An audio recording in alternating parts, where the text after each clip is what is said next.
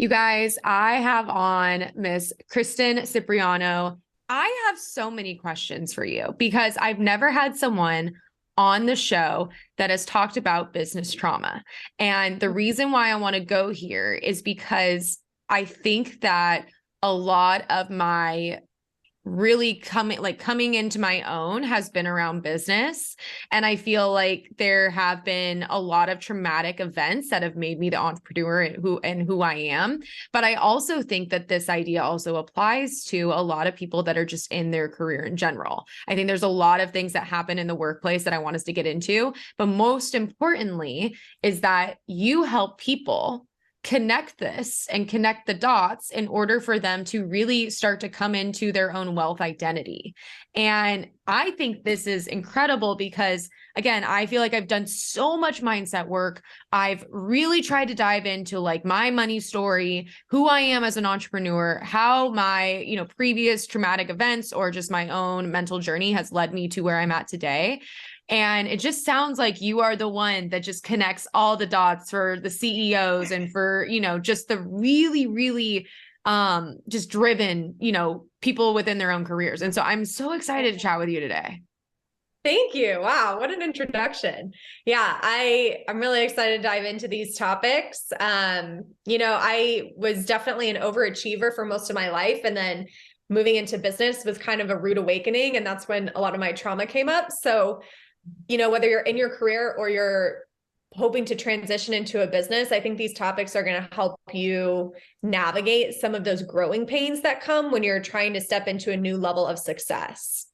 Okay, I love this. So, and I want to hear all about your story as well, but let's start with the basics. What do you consider business trauma? So business trauma can come from a lot of different areas of life. So I'm going to speak to some of the ones that were relevant in my story, and then I'll get a little more broad. So for me, I was always an overachiever. I was the kind of person where you told me to get straight A's, I would get straight A's, no problem. You told me to, do 200 volunteer hours to get into college, no problem, done, boom, I'm in. Get a corporate job, get the promotions, boom, done, fine, okay, cool, right? Like I was naturally very successful as a person who was quote unquote following the rules, right? Yeah. And the thing about entrepreneurship, or even just ascending in your leadership in the workplace, because when you're stepping into leadership, you're stepping to more of a creative role and more of a role where you're in that visionary space, and there's not as many rules in a leadership role like there is in like a lower role where you're doing kind of like a rote task or supporting a team with a specific task. So anytime you're trying to ascend into more of a creative visionary role, it's like the rule book breaks down and you have to learn how to navigate a new world without knowing what you're doing. And so for me, some of the first things that came up was this intense fear of coloring outside the lines, of being creative, of doing something different than what other people expected of me. And a lot of the trauma that we experience as we ascend in our leadership, both as business owners and as career women, comes from like those childhood negative experiences where our friends ditched us because we were too out there, right? Or maybe we weren't the popular girl and we were always like fighting to prove ourselves to that crowd. Well, we can carry that energy of like fighting to prove ourselves into business, into career, into the people we work with, our bosses and our the different team members that we work with. And so we kind of just carry these experiences from childhood, but then also from, generations back, because we can actually carry trauma in our DNA up to, I think it's 6 or 7 generations back. That's like Which is such a scary, awful thought that I'm like, yeah. my children are literally going to be getting my shit in their DNA. Like, that's awful. That is, unless, if you already have children, well then, they'll go through their own healing process and do their own journey. But if you're don't have children yet and you're planning to have children, working through some of your own stuff can, be beneficial for them and their legacy. Yeah, we can carry, generational trauma from like up to 6 or 7 generations back in our DNA. So I had a lot of, trauma coming up around business and money, power struggles, and like being like the underdog and being like the one who always had to prove herself in order to succeed. Like I couldn't just succeed because I was good at what I was doing and I knew how to sell my work. I had to prove myself or go the extra mile or burn myself out or self-sacrifice or be the martyr, right? And so I had all these stories, and until I traced it back to more of the generational stuff, I thought I was crazy.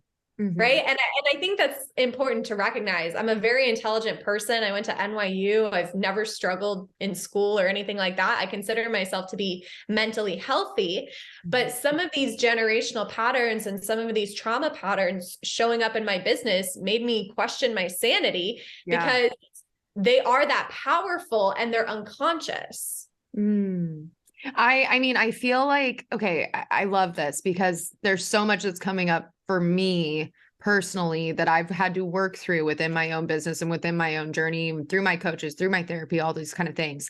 But I remember that exact same feeling because I was never quote unquote good at school, but I learned very quickly that I did very well under pressure and that I was very, very good at performance, and especially when there was something on the line. So I became really, within my own schooling, I started taking AP courses in my junior and my senior year because I started figuring out that I could do the work to get the A if I had just applied myself. And I was that total kind of like, didn't do well with authority, didn't really have a care or an understanding in school, but I knew how to apply myself and I knew how to perform. And that was that kind of pressure that I was like great at test taking. I was great at all those things. Anyway, long story short, when I got into business, there was also, and I remember thinking this exactly, especially right after school, I remember thinking that there's no grading criteria. There's no lanes of how I can perform my best. And I also remember that there was a lot of things traumatically, especially around relationships and people that I was doing business with, that were also triggering past traumatic situations from like my family or my childhood. And that feeling of, I am not good at this. This is really, really triggering me. This is like having some substantial things. Why am I not good at this if I was so good at school, or if I was so good at being able to perform under pressure, and I now have zero criteria to go off of, and I don't know my boundaries. I don't know what's good and what's not. And it was almost kind of like also to this like morally, it just challenged your character, and like also to like what is right within business and what is successful within business, if that makes sense. Yeah. And it really challenges you to define it for yourself, which, for me, and we all have our reasons for why we get into entrepreneurship. But for me, one of the main reasons why I wanted to work for myself was because I knew I wanted to have a bigger impact in this world, first of all. That was one of the things I noticed about being in corporate, my brief 3-year stint in corporate before I transitioned into entrepreneurship. I was in corporate and I just felt like, I always describe it as like, I felt like my soul was being sucked out of my eyeballs in that environment. And, it's a really dramatic, way of describing it, but it's how I honestly felt. So I knew that my purpose wasn't there, right? Like I could tell that something in me did not feel lit up by that type of career. My purpose wasn't there. So, I got into business, first of all, to have a bigger impact, because that was a big part of what I felt like was missing in corporate. I felt like I was selling something I didn't believe in. I felt like I was promoting something that didn't align with my values. And I felt like it was even like doing more harm than good. Right. Yeah. And we have, there's tons of companies out there. There's tons of industries out there. And if they're not values aligned, then it can like really affect your ability to succeed in that environment. Because at the end of the day, we're not just humans. We also have a soul, whether you believe it or not. You have intuition. You have these nudges and these knowings that show up in your life when you're doing something that is not for your highest good and is not going to lead to your ultimate happiness. And so I got into business to have this bigger impact.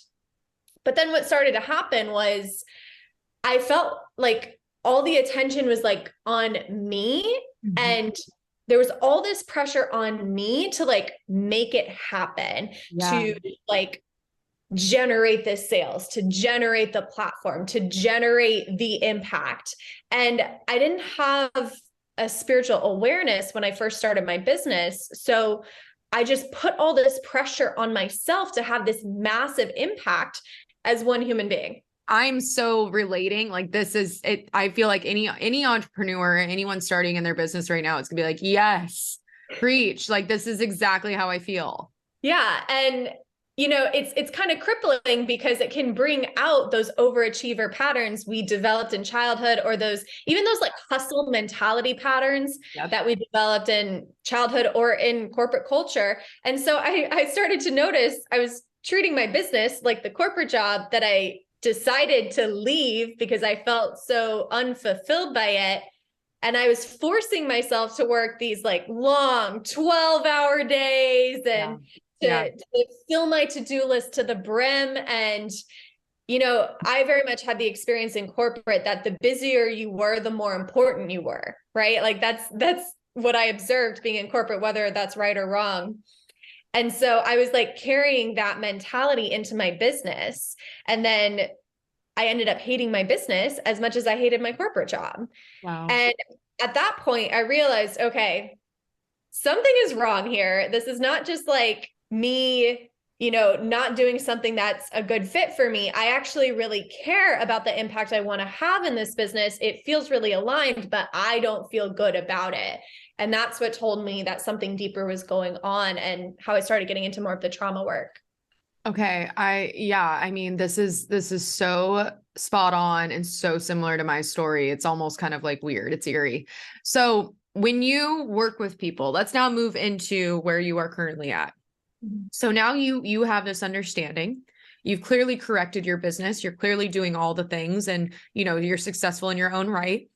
How do you take these traumatic business experiences and work with people to correct that wealth identity? And I love that you call it a wealth identity, because I think that our story of money is so much deeper into our worth and our value as a human being than we realize.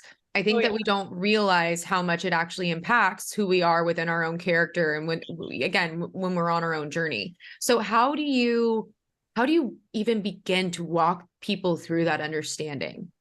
Yeah. Well, you touched on a couple things that I know. Yeah. So let's start with the self-worth and the value piece, because I think that's something that I definitely didn't realize until I got into this world. Mm-hmm. So what separates Oprah from someone who's doing a YouTube talk show for the first time and is at like maybe 100 subscribers, right? Like what separates Oprah from that person? Or what separates Taylor Swift from all the Taylor Swift cover bands out there, right? Like we start to think about who are the uber successful people in the world, the wealthy people in the world, and what makes them different. And our ego likes to come up with a lot of reasons that are not true, right? Mm-hmm. So reasons like, well, they had more access, they were lucky, they had a connection that led to a certain thing. And some of those things might be true, but ultimately, Taylor Swift wouldn't be Taylor Swift if she wasn't fully engaged with what's unique and rare about her. Mm-hmm. If she wasn't fully aware of her specific rare value, the thing that makes her unlike any other country singer or pop singer or even folk singer, she's got a lot of different genres she plays with, right? Like if she didn't really lean into what is so specific and unique and rare about her, then she wouldn't have the success she has. And part of the reason why her fan community is so loyal is because she has honed in and centered in on what's rare about her. And that's really what separates someone who is uber successful in their respective field from someone who is average or mediocre, is you are willing to spend time, energy, and possibly money identifying and cultivating what is rare about you, your unique talents, your unique personality and essence, and anything that's important to you, your values, right? And so when we think about like, how do we expand our wealth identity? a lot of times we want to look outside of ourselves for solutions, but the first solution I think is coming back to yourself and recognizing what is so specific and rare and unique about you that no one else on planet Earth has, because they're not you. Oh my God. First off, are you a marketer? Because you literally just described personal branding. You guys, if you want to start a personal brand, you just nailed it. And that was one of the best analogies I think I've ever heard. Really? Yes. The Taylor Swift thing, everyone could get that. And that was a slam dunk, but you're so right. And you're so spot on. And I know I asked like 7 questions in one question. I do that typically a lot. Everyone's used to that on the podcast, but kind of going back to the self-worth and to this wealth identity, our ego does, strum up quite a few things that says, I don't have this opportunity. I don't have this chance. And it is a limiting belief because it's almost like a coping mechanism of kind of justifying why we'll never get to that point. So when we look at that self-worth, how do you now take those limiting beliefs, take those feelings within ourselves, ask us to understand what's rare about ourselves and where our worthiness is, and then start to correct how we approach money, how we approach our business, how we approach our job? Yeah. Well, there's a lot of emotions we typically have to unpack with this. If I'm being really honest, right? Like, Yeah. So a little context, I was in an abusive relationship in college, and it was a gaslighting codependent relationship. So of all the types of experiences that make you feel like you're worthless, an abusive relationship is probably one of the top ones, right? Yeah. Or an abusive parent relationship, if that's maybe a listener's experience, any type of experience of codependency or abuse where you were taken advantage of, your boundaries were transgressed, or you didn't have boundaries, right? Yeah. You maybe were brainwashed with gaslighting or some sort of experience like that. It absolutely tanks your sense of self-worth. So for me, and for a lot of my clients, I work with a lot of clients who are empathic. They describe themselves as, empathic. So big-hearted humans. They want to serve the world. They want to be, this inspirational force in this crazy planet, right? And then they also struggle with the self-worth piece because of their big heart and some of their life experiences. So a big part of starting to recenter into your worth is navigating all the emotions you may have repressed from those past experiences. So for me, there was a lot of anger. And I used to never get angry. I used to be like, I don't know why people get angry. Like I was so dissociated from my anger, but there was a lot of anger from the abusive relationship I was in when I was 19. There was also a lot of guilt and shame. Guilt is a really interesting emotion because you wouldn't think if you're the one being abused that you feel guilty, but actually in that situation, when you're in a codependent dynamic, you feel guilty because some part of you wants to save or rescue or fix the other person. Yes. Right? So even if you're clearly the one who's the victim in the relationship, you can still carry a lot of guilt because you think for some reason it's your responsibility to save that person or fix that person. And so I had to navigate releasing a lot of these emotions and also reprogramming the unhelpful identities and belief systems that I formed from that relationship to start to be able to know my self-worth and actually embody my self-worth. And I want to talk about that difference for a second because it's really important. So the difference between knowing your self-worth is saying, oh, I'm worthy because I am, but underneath in your body, your stomach's lurching or your heart's contracting or something's freaking out in your body that's saying, but I'm not actually worthy. No. I'm saying I'm worthy, but I'm not actually worthy, right? So when you're in that situation, there's a deeper underlying issue that is preventing you from embodying your self-worth. When you're embodied in your self-worth, you can say, I'm worthy, and it resonates in your body. There is no conflict from the neck down, right? Everything from the neck down is in alignment with that. And when you embody your self-worth, that's when other people can feel it. My God, beautiful. I like this topic on embodiment because I think that, again, you know, I talk about this a lot on the podcast. It's kind of similar with like manifestation, right? Like I'm very, I always talk about this. I'm very kinesthetic. I need physical proof. I'm very in my body. I'm very in this world.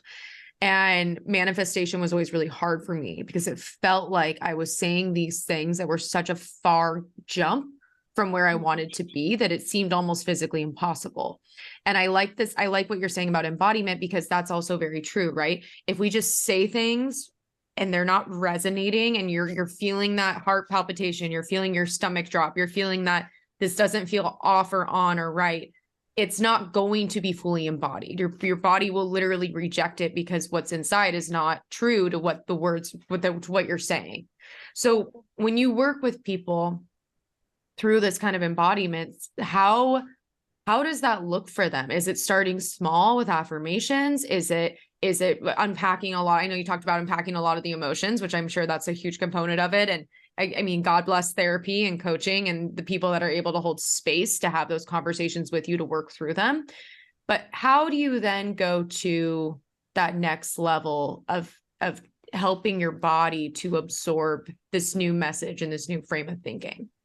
Yeah. So I'm multimodality as a coach and practitioner. So that means I work with a lot of different modalities. And I also do a lot with somatic healing. So, and what is that? I don't know if I'm familiar with somatics. yeah. So there's a lot of different organizations and certifications. I've done a lot of them. What I do now is kind of a blend of all of them. But when we work with the somatic healing aspect, it's going in and through the body to experience deeper healing and embodiment is like how I would describe it. So how this works in a session with my client, for example, is someone who is deeply disembodied from their self-worth. They're not connected to their self-worth in their body. Part of the process is looking to see where they're projecting their self-worth out to, right? So this can feel very physical and very like somatic. It can be a somatic experience, but you can also do this like mentally or like in your journal. If you're listening, you can follow along. So for me, some of the different areas where I was projecting my self-worth out onto were how much money I was making, right? Like I was connecting more money and I was more worthy, right? Yeah. Yep. How many likes and followers I was getting on social media, right? So more validation from the external world was helping me feel more worthy, right? So all of my patterning with self-worth was like, oh, whatever the other person or thing thinks about me determines whether or not I'm actually worthy. So I had completely given my power away when it came to my self-worth. And so part of that process for me and for a lot of my clients is redirecting where the unconscious mind is putting the focus for where self-worth actually lives and bringing it back to your own body, right? So for me, my self-worth, and most people are like this, our self-worth really lives in like our lower belly area. Like when we are embodied in our self-worth, we feel our value deep in our belly. It's not out there on the money or out there on the Instagram or TikTok followers, right? It's like right here. It's yours, which means no one can ever take it from you. It doesn't fluctuate. If anything, it increases as you observe it more and more. It is rare and unique to you. It lives inside of you, right? It's not out there and there's no competition, right? So when we start to bring that focus, both on a mind level, but also on a body awareness level, back to where self-worth actually lives, then you can say, I'm worthy, and it resonates in your whole body. Wow. That is, I mean, my God, that is just beautiful. I feel like I don't think I've ever heard it put that way. Let me put it that way. And I think that is so interesting when you talk about, you know, your stomach, or you talk about, you know, kind of the belly area, kind of that is, and then kind of like your sacral area a little bit. And I love this idea of also too, there's no competing. It is kind of like, I guess when I'm looking at it, it's like a fingerprint, right? There's no other fingerprint, or it's like a snowflake. There's no other snowflake that looks the same way as another one. So when you work with people kind of in this capacity of like really embodying that and how they're projecting out to everything else, when you start to stop projecting out to everything else and you start to really bring that back inside and really understand that self-worth, what do you typically see? What do you see as the breakthrough moment? You know, how do people now take this kind of newfound, I don't want to say it's a tool, but maybe it's a new acceptance. Maybe it's a new framework for how you're seeing yourself in and of your business or in and of your life. What do you typically see happens next? Yeah. So what happens next is there's usually like a little dance period, right? Where forth. Like a happy dance, like everyone's just like, oh my God, thank God. The first time it happens, definitely a happy dance, but then there is like a process of integration, right? So it's not an overnight change. So just speaking again from my own experience, because a lot of my clients experience similar things. The first time I like brought my focus back to myself, a little while later, I noticed my husband was more attracted to me, like just randomly, like was treating me better. Oh, because that's that energy, right? Like that's Yeah. you're attracting all these things now. And, you know, I received a payment in my business. And what else happened? Oh, and then here's the dance part. There were little invitations from the universe to go back into the old pattern of projecting my worth onto something outside of me, right? So, okay, this is interesting. Yeah. And this happens when we elevate ourselves, not even speaking of self-worth alone. Like anytime you choose to grow, the universe is going to invite you with these little like evil snacks that you don't want to eat anymore, but they're going to be there, and your body's going to still kind of be in that addictive process of feeding into the old pattern. And so there's this process of witnessing, okay, there's that little poisonous snack that is not causing me any joy or light and is just causing me suffering. I'm going to choose not to eat it this time. And instead I'm going to focus back on myself. Right. So what can happen as you bring that awareness back is all of a sudden one of your close friends has this big drama blow up. And maybe before you felt overly responsible to like help her through her drama. And so you can feel that urge, like you're wanting to like go in and fix the situation for her. And then the invitation from the universe is like, do I actually want to go fix her drama? Like, is that something I want? Let alone what role I used to play. Is that what I want right now? And if the answer is no, then it's the decision to let her have her chaos, let her have her drama, let her solve her own problem for once, right? Without having to overly rely on you. Yeah. Same thing, like as a business owner, I notice fluctuations in social media as I center in more on my self-worth. And it's like this little invitation from the universe of like, oh, your engagement is down. People are unfollowing. Are you sure what you're saying is that important? Are you sure what you're entering into is that valuable? And the reason why that happens is because we're losing people who are simply of a lower frequency in our life, because we are elevating our worth and our frequency, right? So we're losing all these people that maybe we wanted to hold on to because we didn't think anything else would be there for us, but we're actually losing all these people to make space for higher frequency clients, higher frequency friends, higher frequency partners, or our partner elevating their frequency with us, right? And so it's kind of this weird dancing recalibration process that can happen where the old starts to fall away, and you have to feel okay about that. You have to keep centering into your truth to make space for the new.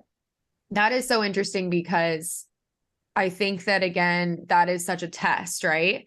And again, let's just put this into like business mode, because I see this all the time. We have a client drop off. We don't know what they're going to do, what we're going to do the next month. And it's really, really easy for us to fall into a trap of, how do we quickly make money? Oh, I'm in a scarcity mindset. how do I fulfill this revenue that I just lost? And a lot of times that brings in this low energy clientele or service offering. And I've noticed this. And it's very interesting that you talk about this, because there's also been moments where I've had to go, you know what? I'm not going to freak out. We have X amount of time. We are totally fine. We're going to call in someone better. And there's someone better coming in. That's why this person had to leave. And we've signed some of our biggest retainers that way. And it is that shift, but there is that test. And it is very hard, because you talk about this kind of like addictive behavior. It's almost like muscle memory for you to not jump back into something, even like what you're talking with a friend, right? Like boundaries, or even with family. Sometimes there's a lot of pressure with people that were with different family circumstances of you know, having your values be questioned or your morals be questioned or anything like that. So I absolutely love this, because I think that this is so true. And it does kind of feel like a test of the universe. And I think a lot of times we question that. We kind of question like, well, why am I being tested if I'm trying to go through this up leveling process and I'm trying to do all the work? But I like what you kind of put it in a new perspective of, no, that's just low frequency leaving you. So the higher could come in. And I think that's a beautiful way to look at that. Yeah. And it's actually kind of exciting when it happens, when you have this perspective, because you're like, it's working. People are ignoring me and unfollowing me. It's working. New people are liking my photos, right? Like it's kind of a weird like mental trip. But when you do have this perspective, and the thing is, you see this in nature. So anything that you see in nature is also true of us. We are not separate from nature. Yeah. So you'll see the period of winter, right? All the leaves fall off. It's very dark and dank for a minute. The abundance and the beauty that you thought you were going to have is all dead right now. Yeah. And then a time period passes, and then we have spring. And it's even more beautiful than ever before, right? Or it feels even more special than it did last year, because maybe it was a really hard winter. And so anything we see in nature is true of us. And if we can bring that like higher wisdom and intelligence of the universe into some of these challenging experiences, we can have a little more trust and a little more steadiness in it. Kristen, I just think you're so brilliant. I love that you have just really have dove deep into how this is all really centered around your own personal journey, but also again, like that business trauma. So let's now move into the area of manifestation, because I know that you also talk about this. And I feel like this is, you know, we're seeing this kind of like beginning to end journey, or this this kind of slope up to the top of the peak. When your clients reach this new awareness and acceptance of what has happened, where they are currently at, the new journey that they're on, how do you then now approach manifestation? Yeah, well, it's interesting because I'm actually building out my academy right now for this. And look at that plug. I just set that up so But yes, but let's talk about it, because I honestly want to hear, because I feel like you have such a beautiful flow to talking and discussing with your clients on how to lead them through this process. So let's dive into it. It really was not intended to be a plug. It was context. I want you to plug. I need you to plug. This is why you were on the show, to help people, to serve. This is what we need. Everyone needs this. Yes. Okay. So I was led to this. I essentially downloaded, I have a very strong connection with my spiritual guidance, and I've developed it out of necessity, not because I necessarily was spiritual before. I developed it because through my traumatic experiences, both in life and business, it was like, I don't think I have a choice other than to believe in something bigger than me. And so I started to develop this, very strong spiritual connection. And it's gotten really strong in the past couple months as I've been preparing to build out this academy. And I downloaded this very simplified formula or equation for manifestation that I'll share with the listener here today. Yes. And okay, so first of all, the most important thing is you have to know what you actually want. And people kind of gloss over this because they're like, well, I want this, or I want that, or I want the Chanel purse, or I want the BMW, right? But if it's not actually what you want, then spending your time and energy manifesting it is going to be a really painful and frustrating process. I'll use business as an example. I've changed directions within the past 6 months.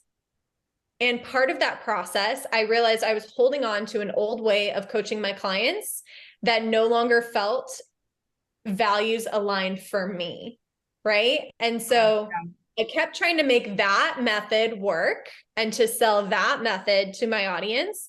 Meanwhile, within my body, there was this incongruence. There was this split of like, I don't actually want to do that anymore. Right. So I was like holding on to this thing that I didn't actually want. Of course, it's not going to manifest easily. So first things first, actually make sure it's what you want, especially in the area of like business and career. Once you know what you actually want, frequency has to come first. So what is frequency? Let's break it down to the very most basic explanation.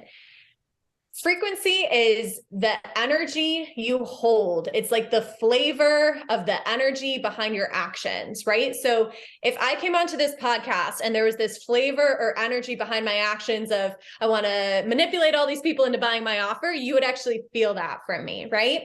But because I came on to this podcast with the flavor and the energy of, I want to spread love and light to the listener, you're feeling that from me, right? And same thing with anything else. When you're interacting with your partner, if you have an ulterior motive of manipulating them to do the laundry, and so you're, I don't know, giving them the silent treatment, chances are they're not going to do the laundry and it's going to cause a big fight. And it's going to be so challenging to manifest this outcome of getting your partner to do the laundry versus if you approach it from this place of love and,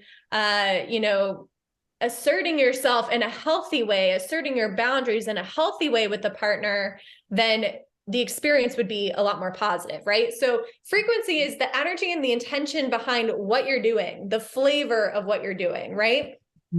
If we come from a negative frequency, when we receive the thing, as you just mentioned, with, receiving unaligned clients, it's going to give us back that same exact energy that we were in when we tried to manifest it.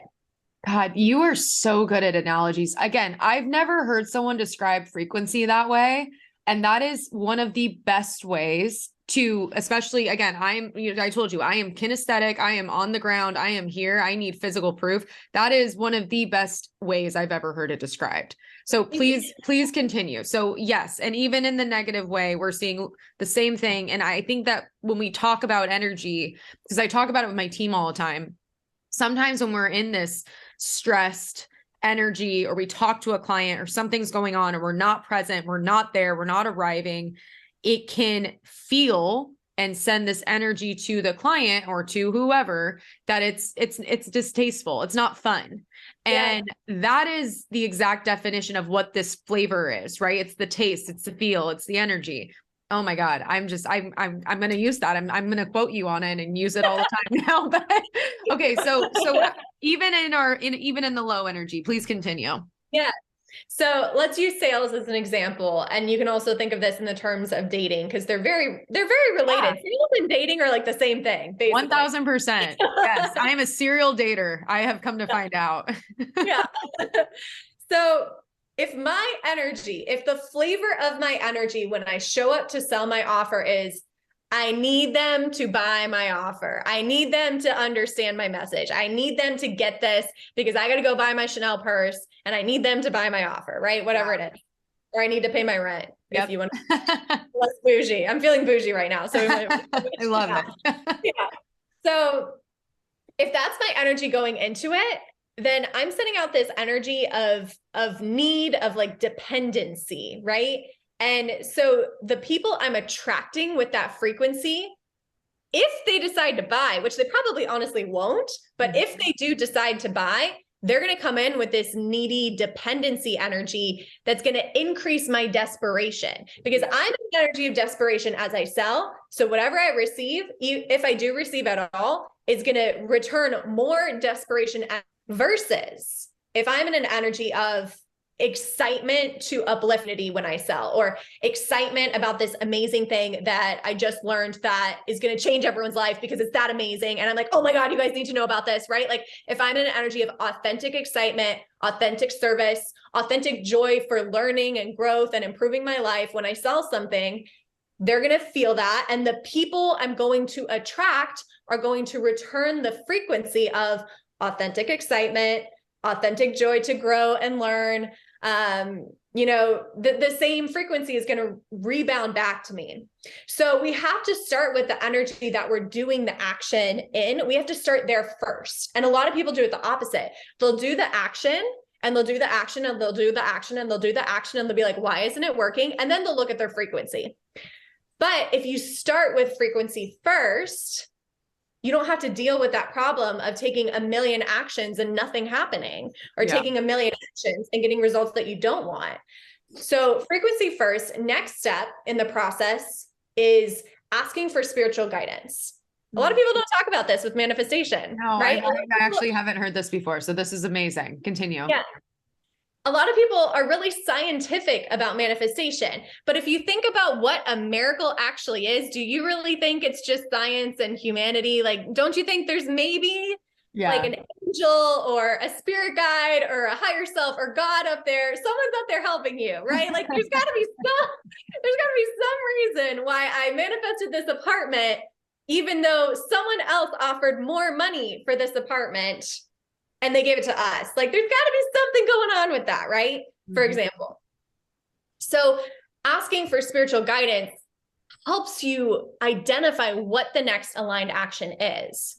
But you can't access that guidance if you're in an energy of desperation, woe is me, the whole world hates me, God hates me. You're not going to get guidance from that energy. So you have to be in a higher frequency state, asking for the guidance, and then taking the action from that state and the most aligned action from that state. So some things I've, downloaded in those experiences, like for this apartment, as we just talked about, was tell the landlord the personal reason for why you specifically want this apartment. I hadn't thought of that in my human brain. I was like, hey, God, I still really want this apartment. Someone else offered more money. Can you help me out? Oh my God. And I received guidance, share the personal reason why you want the apartment.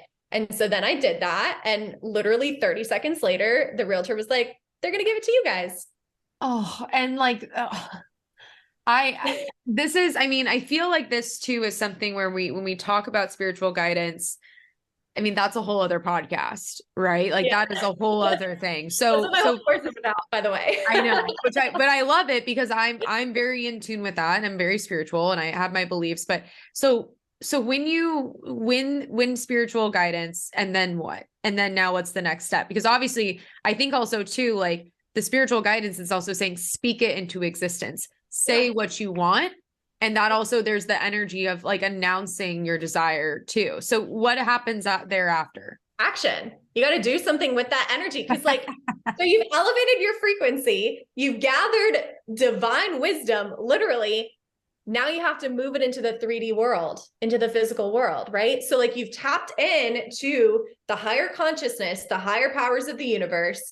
Now you got to move it into action. Manifestation is really like moving higher energy into action, or lower energy. You can also manifest a bunch of crap in your life, but most of us don't want to do that, right? Yeah. And so action is a part of it, but most people do action, like they'll write their manifestation and then they'll just like start doing actions. They'll like forget about the process of actually bringing a higher intelligence into the process to make it easier. Now, I'm not saying you can't manifest things without bringing God into the equation or your higher self into the equation. But if you want it to feel better and be easier and be more miraculous and fun and spontaneous, it wouldn't hurt to make a friend with a spirit guide or an angel, I feel like you just need to have like a checklist for everyone of just like how to live your life in these tangible ways, because I feel like that's one of the things that I've noticed too with a lot of just healers or a lot of coaches or a lot of people that work within this topic of manifestation or helping people to shift their mindset is there's a lot of, well, feel into it be intentional, be fluid. And not all of us operate that way. Not all of us are able to necessarily, just feel into manifestation, and whatever feels right, feels right. Like I'm so tactical, and I need such a hand-holding process, or a step-by-step process, because I work based off goals. I work based off the end result. So if you can't give me the step-by-steps, it's very hard for me just to fluidly feel. And I love that you're literally breaking this down for those of us that are like, how do I do this? Like, how do I even begin to manifest? And I think that everything that you have said from this point on is so spot on. Thank you. Yeah. I mean, it's really been my intention. What I'm bringing through in my business now a lot is we get to have more fun and make this process easier, because my journey in business and in manifestation, and even in life to a certain extent, was very much like struggle, force, and suffering. And when I decided to pivot my business within the past 6 months, I just had this come to Jesus moment where I was like, it doesn't have to be this hard. Like, it really does not have to be this hard. We have a connection to the spirit world, whether anyone else believes me or not. We do, right? Yes. And so what if I just bring this into my life every single day? And not only that, what if I bring this into my life every single moment? While you were introducing me, I asked my higher self to be here with me. I asked love and light to be transmitted through everything I'm saying, right? When I go to record a training for my course, I ask my spirit team to assist me in making sure it's clear, it makes sense, it's going to hit the students that are coming into my world. It's going to hit all the points that they need me to hit, right? Yeah. Manifestation is co-creation. Yeah. So when we open ourselves up to let the spirit channel through us, we can co-create a product with our future clients. And then, of course, the universe is going to bring those people to you because you've made it with them in mind. Yeah. Right? Like, there's just so much more power when we are willing to give up a little bit of our control and let the divine intelligence lead us, versus when our human ego self wants to, fixate on what we can do in the physical world, and using our knowledge only, not relying on a higher knowledge. We're just so much more limited. And again, you can do anything as a human, but it's going to be struggle, force, and possibly suffering. Versus if you tap into more divine intelligence, you can do so much more, and it's going to be in more flow. Wow. Kristen, I could not agree more. And I mean, you've taught me so much already just in the last 45 minutes that we've been on this. I just want to end this on just such a good and high note. And I want to just thank you so much for coming on. I feel like we could honestly continue to talk for days and days and days, but in effort to wrap this, where can everyone find you? How can they work with you? And you guys, if you have any questions, please reach out to Kristen on IG, on TikTok, visit her website. It shows everything, every breakdown, everything you could possibly need. But Kristen, where can everyone find you? Yes. So Kristen.Cipriano is my Instagram and my TikTok. And then KristenCipriano.com is my website. And then I have a meditation. I'm probably going to update it. So you might get the old version or you might get the updated version, depending on when you listen to this. But if you go to futureselfmeditation.com, just enter your email. I'll send you a manifestation meditation along with journal prompts that assist you in getting clear on what it is you want. And then as far as working with me, I'm launching my academy, Rich Business Academy. There's a mastermind and a VIP upgrade for anyone who wants to reach out to me and learn more about those as well. Wow. Well, I will definitely be looking into all those things, and you guys, we will drop those in the show notes as well. Kristen, thank you so much just for all the love and light that you shared. And thank you for going under the influence with us. Thank you so much for having me, Whitney.